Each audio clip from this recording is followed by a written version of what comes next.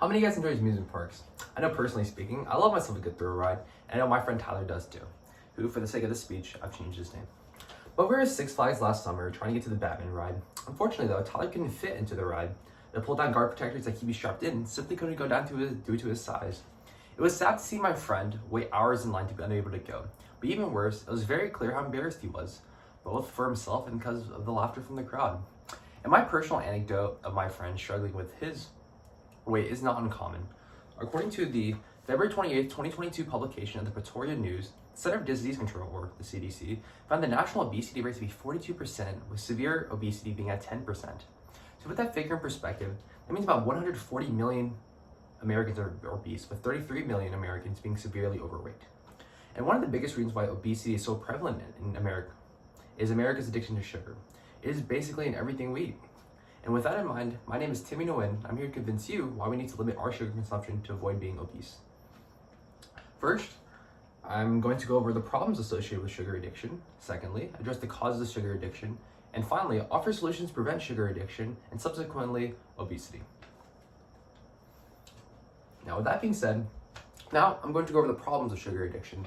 The first primary problem is that sugar addiction can lead to developing of type 2 diabetes.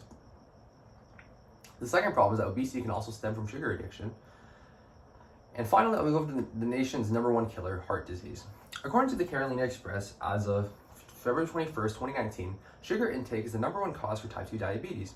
The condition is caused when the blood sugar levels of a person reach such an extreme that our body's control over these blood sugar levels are thrown completely astray. If sugar levels are not in control, it can lead to many complications for the heart, nerves, kidney, eyes, and feet. And some of the symptoms, according to the Express, dated August 20th, 2021, include frequent urinary tract infections, or UTIs for short, volatile moods, and gangrene. And that last one's particularly nasty because it basically rots away your flesh and you have to get an amputation.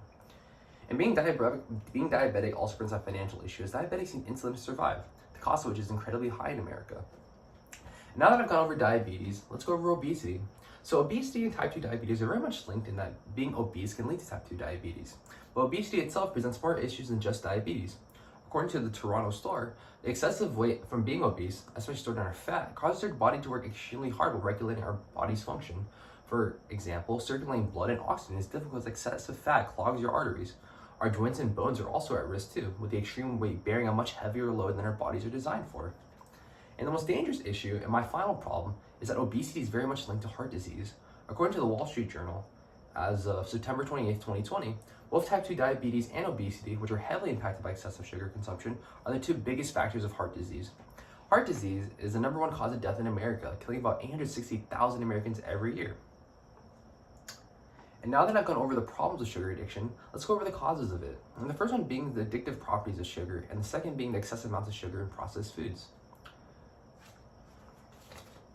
According to the Chicago Tribune, dated March 7, 2018, sugar is a carbohydrate, the main source of energy for humans. Consuming sugar spikes our blood sugar levels for hours at a time that causes a great burst of energy. However, there is a consequential blood sugar crash as well, and that cycle of highs and lows primes our brain to want more sugar to avoid that crash.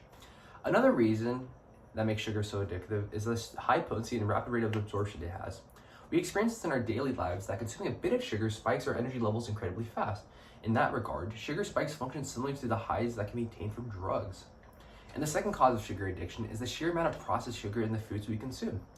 According to the Coventry Telegraph dated September 8, 2020, the overwhelming amount of sugar in processed food is causing many health issues.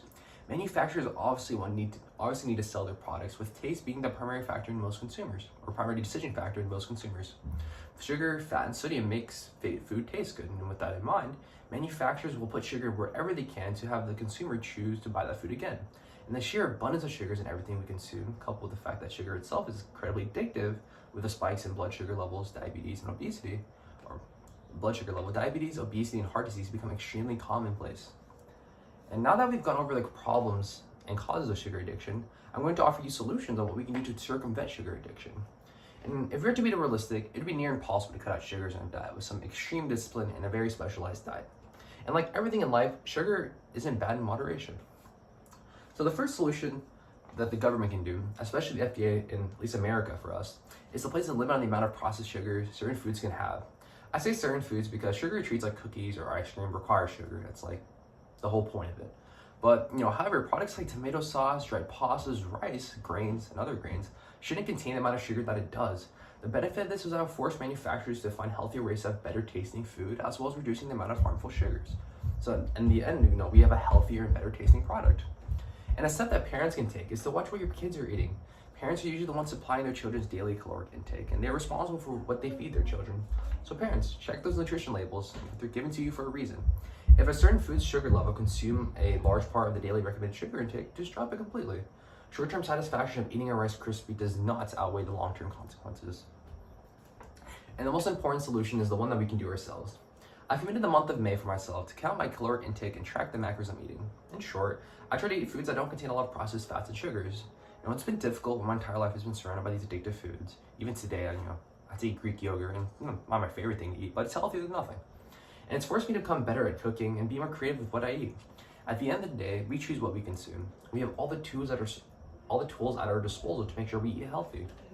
And I hope today that you learned more about the dangers of sugar addiction, and I've convinced you why we need to eat healthier. And I first went over the dangers of sugar intake as it pertains to diabetes, obesity, and heart disease, discussed the addictive effects of sugar and the overwhelming amount of it in our foods, and finally give you my solutions on how to avoid sugar addiction. My friend Tyler learned a lot from his experience at Six Flags.